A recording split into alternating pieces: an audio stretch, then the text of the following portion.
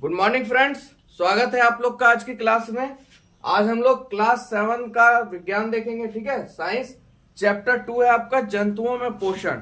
ठीक है, और ये चैप्टर आप लोग के लिए बहुत जरूरी है क्योंकि ये आपको 10th तक काम देगा। ठीक है, अभी 7th में इसका थोड़ा थोड़ा छोटा छोटा भाग हम लोग पढ़ेंगे। ठीक है, जैसे जैसे आप क्लास हायर होते जाइएगा 8, 9, 10 वैसे वैसे इसका लेवल बढ़ते जाएगा, उसके बारे में और जानकारी मिलेगी।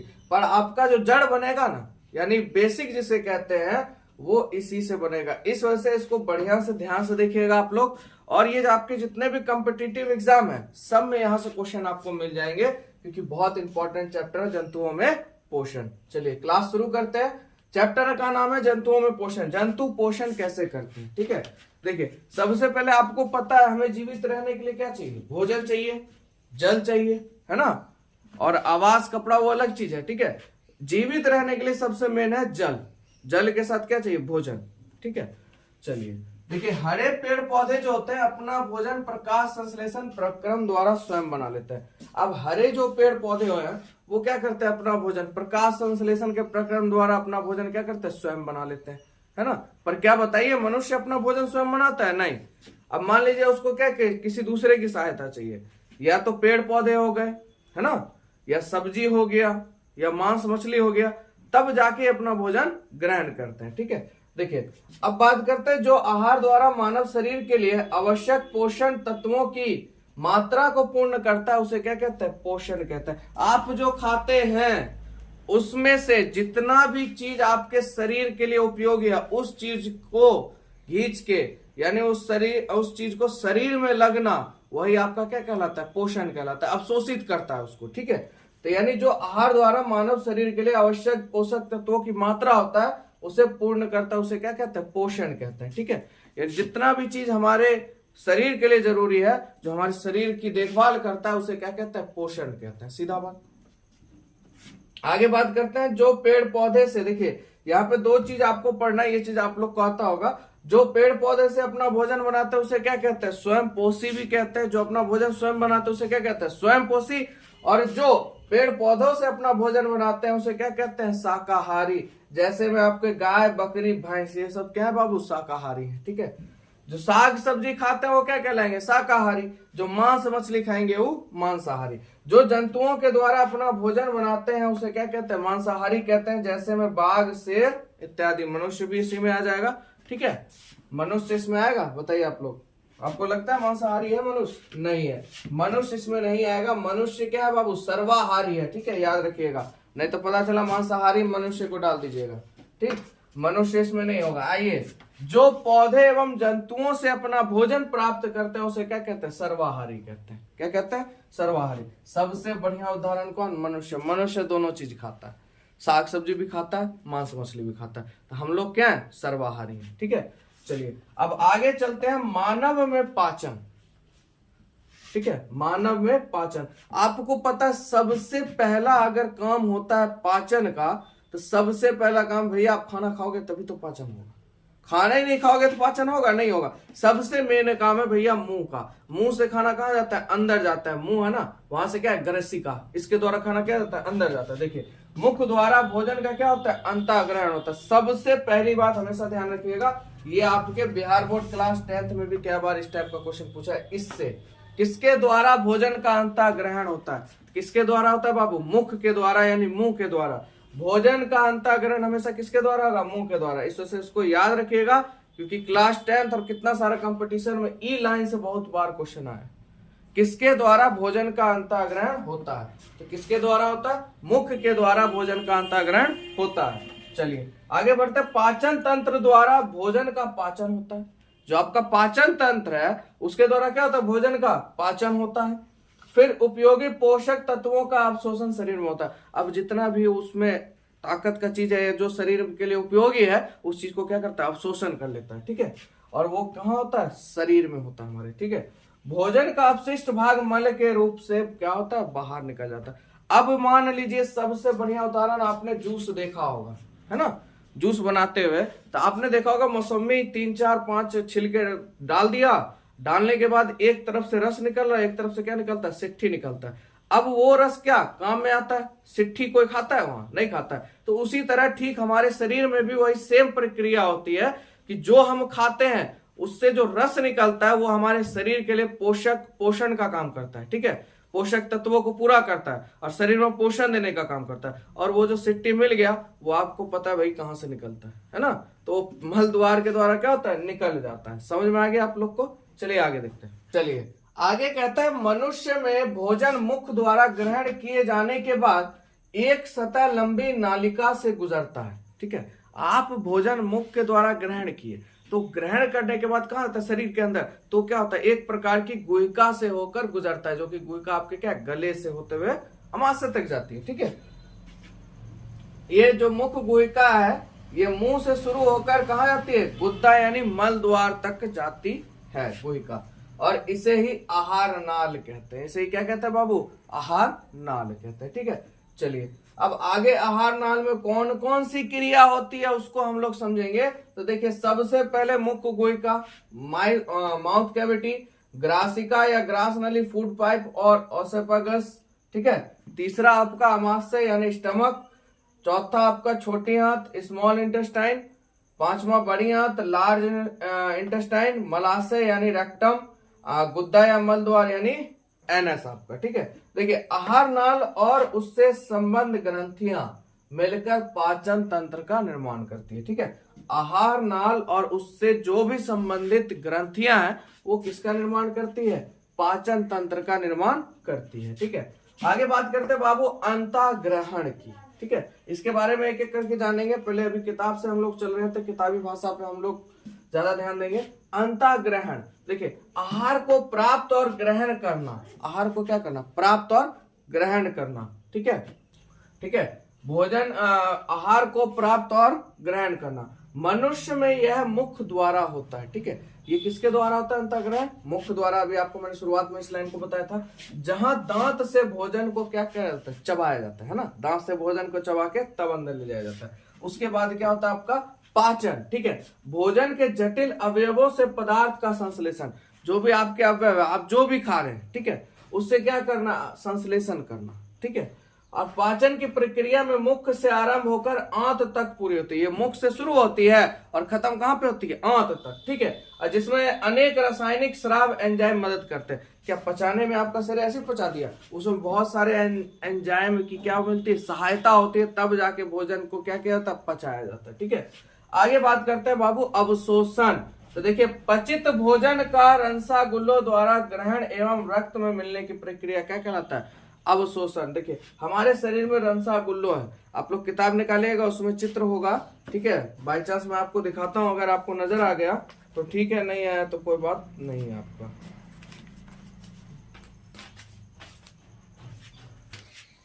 ये आपका देखिए नजर आ रहा होगा, ये देखिए छोटी आंत में रसगुल्लों का चित्र नजर आ रहा है आप लोग को? चलिए ठीक है, तो इसे ही कहते हैं। ठीक है, आगे बढ़ते हैं। कहां पे थे हम लोग? अवशोषण की। तो ये क्या करता है? भोजन को शोषण करके रक्त में मिलाने का काम, यानी भोजन से जो भी आपका पचित भोजन है उसको रसगुल्ला क्या करता है? रंसागुल ग्रहण करता है और उसके बाद क्या करता है? रक्त में मिलाने की प्रक्रिया करता है, उसी को क्या कहते हैं? अवशोषण। यानी सीधा समझिए आपका जो जूस निकला, जो मैंने आपको बताया था कि भैया आप जूस निकालते हुए देखे होंगे आप लोग, है ना, वो जो रस निकला उसको शरीर में जैसे हम पीते हैं, ठीक है, तो रसगुल्ला रंसागुल क्या करता है? उसको ग्रहण करता है, उसके बाद क्या करता है? रक्त में मिलाने का काम करता है। ये जो भी चीज हम खाए, जो भी न्यूट्रिशन हमारे अंदर है, पोषण है, जो भी चीज मिला हमको, उस चीज को ब्लड में मिलाने का काम क्या हो जाता है? आपका अवशोषण। समझ गए? चलिए, स्वांगीकरण क्या है, इसको ध्यान समझिएगा।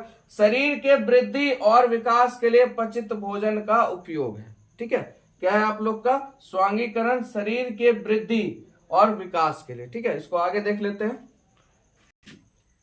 देखिए स्वांगीकरण आप लोग समझे, यानी शरीर के वृद्धि और विकास के लिए पचित भोजन का उपयोग। स्वांगीकरण क्या करता है? शरीर में वृद्धि और विकास के लिए पचित भोजन का क्या करता है? उपयोग करता है, उसे क्या कहते हैं हम लोग? स्वांगीकरण। ठीक है, आगे बात करते हैं निष्क्रमण की।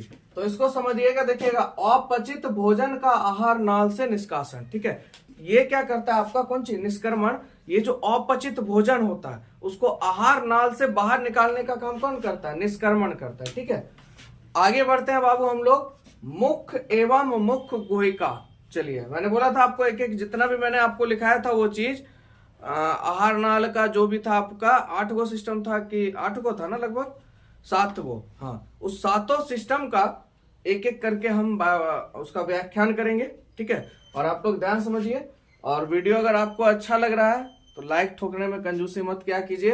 देखिए, आप लोग थोड़ा दोस्तों में शेयर कीजिए ज्यादा से ज्यादा, अपने व्हाट्सएप ग्रुप या जो भी आपके रिलेटिव हैं, जहां पर भी हो, जैसे भी हो, क्योंकि देखिए आप लोग के लिए मेहनत हो रहा है। और कारण क्या है, क्योंकि अगर सब्सक्राइबर ज्यादा बढ़ेगा तो आपके लिए लाइव मैं लेके आ सकता हूं। और इस बार मेरा मन था कि आप लोग के लिए लाइव बिहार बोर्ड का क्वेश्चन और आंसर जो भी है प्रीवियस ईयर का टोटल चीज आपको करा दूं। आपने अगर उतना कर लिया तो आपका रिजल्ट, अगर आप पूरे साल भी नहीं पढ़ते हैं और 1 से 2 महीना अगर आप प्रीवियस ईयर क्वेश्चन और बढ़िया से स्टडी कर लेते हैं अगर आप, तो आपका रिजल्ट कम नहीं आएगा, इतना जरूर है। तो ये चीज मैंने सोचा था आप लोग के लिए लाइव आऊंगा, तो लाइव आने के लिए थोड़ा सब्सक्राइबर की जरूरत है, तो आप लोग थोड़ी सी मदद कीजिएगा। ठीक है, चलिए चलते हैं क्लास की तरफ। मुख एवं मुख गुहिका। देखिए, हम भोजन कहां से ग्रहण करते हैं आपको पता है, किसके द्वारा? मुख के द्वारा, है ना। उसके बाद हमारे मुख गुहिका के अंदर दांत और जीभ होता है। मुंह के अंदर क्या होता है? देखिए दांत है ना, दांत और जीभ होते हैं, दोनों चीज होते हैं। ठीक है, और साथ ही लार ग्रंथियां होती है। आप देखते हैं थूक बनते रहता है, वो क्या होता है? लार होता है। ठीक है, जिससे क्या होती है? लार निकलती है। जिससे क्या होती है? लार निकलती है। लार ग्रंथि से ही लार निकलती है। दांत भोजन को चबाने और छोटे छोटे टुकड़े बनाने में क्या करता है? हमारी मदद करता है। हमारे जीवन काल में दांत के 2 सेट विकसित होते हैं। देखिए, जबरदस्त क्वेश्चन, ये आपके कंपटीशन लेवल का।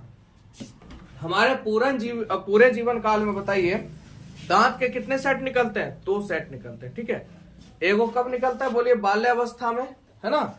और एक आपका कब हो जाता है? मध्य बाल्यावस्था के बाद, है ना, किशोरावस्था के लगभग में। ठीक है, चलिए, प्रथम सेट देखिए बचपन में ही निकल जाता है ना। प्रथम सेट बचपन में निकल जाता है और लगभग 8 साल की आयु तक क्या होता है? गिर जाता है। बचपन में जो आपका दांत निकला, ठीक है, और उसके बाद जैसे जैसे उम्र होता है 8 साल की उम्र तक ये दांत क्या होता है? झड़ जाता है। इसको क्या कहते हैं? दूध वाला दांत। ठीक है, प्रथम सेट के इन दांतों को क्या कहते हैं? दूध के दांत कहते हैं। ठीक है, पहले सेट में कौन से दांत आते हैं? दूध के दांत। अब पुनः इसके स्थान पर जो दांत निकलता है, मैंने बोला था ना किशोरावस्था कब से शुरू होता है? आपका 11 साल से, है ना।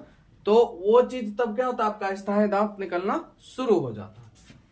अब बात करते हैं दांत के आकार और कार्य के अनुसार निम्न प्रकार है। दांत के, देखिए दांत के कितने प्रकार है? आपके 4 प्रकार है, याद रखिएगा। ये भी सब आपके लिए एक एक पॉइंट आपके लिए यहां से उपयोगी है। ठीक है, देखिए दांत के कितने प्रकार है बाबू? 4 प्रकार। सबसे पहले कृतंक।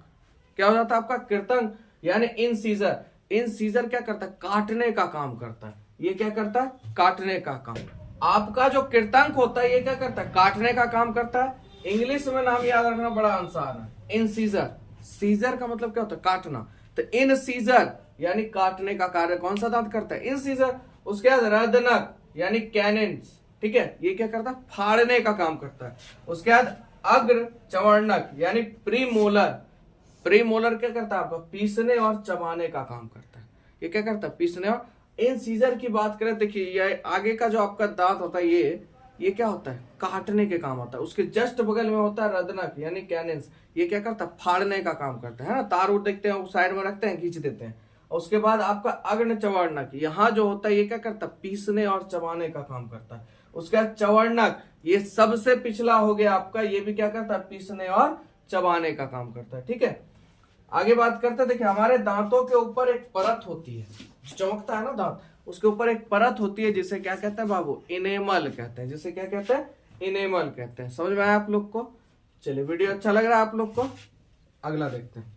चलिए आगे बात करते हैं। देखिए हमारे मुंह में 3 जोड़ी लार ग्रंथियां होती है। ठीक है, हमारे मुंह में कितने जोड़ी लार ग्रंथि होती है? 3 जोड़ी। जिससे क्या होता है? लार स्रावित होते रहता है। ठीक है, लार क्या करता है भैया? भोजन को मुलायम करने का काम करता है। लार का काम क्या है? भोजन को मुलायम करना। ठीक है, लार में क्या क्या चीज होता है बाबू? पानी, लवण तथा चिकना म्यूकस होता है। लार के अंदर क्या क्या होता है? पानी, लवण और चिकना म्यूकस। ठीक है, एक एक पॉइंट आपको याद होना चाहिए आज।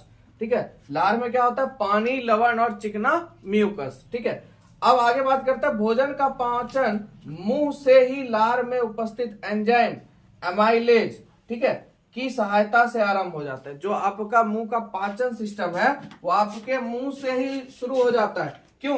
क्योंकि मुंह में उपस्थित होते हैं हमारे क्या एंजाइम होते हैं जिसका नाम क्या है? एमाइलेज।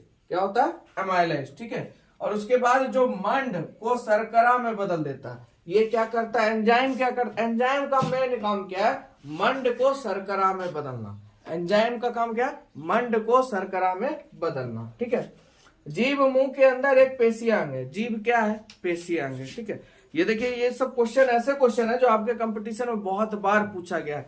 नहीं विश्वास तो आप उल्टा के देख लीजिएगा। इसीलिए मेन जड़ और बेसिक आपको मजबूत करना है तो नीचे से क्लास पढ़ना शुरू कीजिए, कंपटीशन ऐसे ही हवा हो जाएगा, ठीक है। चलिए, जीभ मुंह के अंदर एक क्या है बाबू? पेशीय अंग है और जीभ पर स्वाद कलिकाएं होती हैं, है कि नहीं? जीभ आप मतलब जीभ का काम क्या है? अगर आपके मुंह में जीभ ही नहीं रहे, जीभ ना रहे तो आपको किसी चीज का स्वाद पता चलेगा? नहीं पता चलेगा। जीभ के अंदर क्या होता है? स्वाद कलिकाएं होती है जो आपको स्वाद के बारे में अनुभव कराती है, ठीक है। उसके बाद जिनकी मदद से हम चीजों का स्वाद लेते हैं, ठीक है। आगे बात करते हैं तो जीभ हमें साफ स्पष्ट बोलने और शुद्ध उच्चारण करने में भी मदद करता है। जीभ है हमारा, ये क्या करता है? हमको साफ बोलने और शुद्ध उच्चारण करने में भी हमारी क्या करता है? मदद करता है। चलिए, अब बात करते हैं दंत सुरक्षा स्वास्थ्य का आधार है, ठीक है। दांत सुरक्षा हमारे स्वास्थ्य का आधार है, क्योंकि जितना भी चीज हम खाते हैं दांते से खाते हैं, तो दांत की सुरक्षा करना बहुत जरूरी है, ठीक है। देखिए, दांतों की सही देखभाल और साफ सफाई बहुत जरूरी है। दातुन करते समय दातुन तथा हाथ की उंगलियों से मसूड़ों को अवश्य मलना चाहिए। मसूड़ों को थोड़ा सा रगड़ना चाहिए जिससे ब्लड सर्कुलेशन और बढ़ सके, ठीक है। इससे मसूड़ों में रक्त संचार बढ़ता है ना, ब्लड सर्कुलेशन बढ़ता है और तथा दांत क्या हो जाते हैं? मजबूत हो जाते हैं। दांत क्या हो जाते हैं? मजबूत हो जाते हैं, ठीक है। तो दंत सुरक्षा समझे आप। चलिए आगे देखते हैं। चलिए आगे देखिए, अब दांतों की सफाई करने का क्या क्या लाभ है। देखिए, अच्छी तरह दांतों की सफाई नहीं करने या अधिक चॉकलेट, मीठे चीजें, ठंडे पेयजल है ना आदि खाने पीने से दांतों पर क्या होता है? बुरे प्रभाव पड़ते हैं, ठीक है। और ये काम सबसे ज्यादा कौन करते हैं? बच्चे। और देखिए, इसी के कारण दांतों का क्षय जल्दी होता है, ठीक है। ये चीजें दांतों के बीच फंसे अन्य कणों से चिपक जाते हैं। क्या होते हैं? दांतों के बीच फंसे अन्य कण से चिपक जाते हैं तथा उन पर एक परत बना लेते हैं। उन पर क्या करते हैं? एक परत बना लेते हैं। इसके कारण जीवाणुओं को पनपने और बढ़ने का क्या मिल जाता है? मौका मिल जाता है। अब मान लीजिए कोई कचरा है, उसको आप बहुत दिन तक वहां छोड़ दिए, तो बताइए क्या वो सड़ेगा? नहीं सड़ेगा। धीरे धीरे उसमें बैक्टीरिया आना शुरू हो जाएगा, जीवाणु अपना घर बनाना क्या करेगा? शुरू कर देगा। ठीक उसी तरह दांतों में जब ये सब चीज खाना शुरू करते हैं, मीठा पेयजल, तो वहां पे क्या धीरे धीरे जमना शुरू हो जाता है, ठीक है। ये जीवाणु दांतों में फंसे अन्नकण और शर्करा को अम्ल में बदल देते हैं। ये जीवाणु क्या करते हैं? दांतों में जो अन्नकण फंसे होते हैं, ठीक है, जो आप खाना खाते हैं उसके कण जो फंसे होते हैं, उसको शर्करा को क्या कर देते हैं? अम्ल में बदल देते हैं। उस शर्करा को एसिड में बदल देते हैं, अम्ल में, जो दांतों की ऊपरी परत इनेमल को क्या पहुंचाती है? क्षति पहुंचाती है। आपके दांतों के ऊपर इनेमल होता है जो दांतों की चमक दमक के लिए जबरदस्त होता है, ठीक है। उसको क्या करते हैं? मान लीजिए एसिड है तो किसी भी चीज का तो रंग उड़ाएगा ही, तो एसिड जैसे ही बनाएगा तो उसकी क्या होगी? एनेमल की क्षति होना शुरू हो जाएगी, ठीक है। और उसके बाद तथा दांतों के बीच में क्या बना देते हैं? छेद बनाते हैं। क्योंकि जीवाणु है तो भैया घर तो चाहिए उनको रहने के लिए, तो क्या करते हैं? छेद बनाना शुरू कर देते हैं।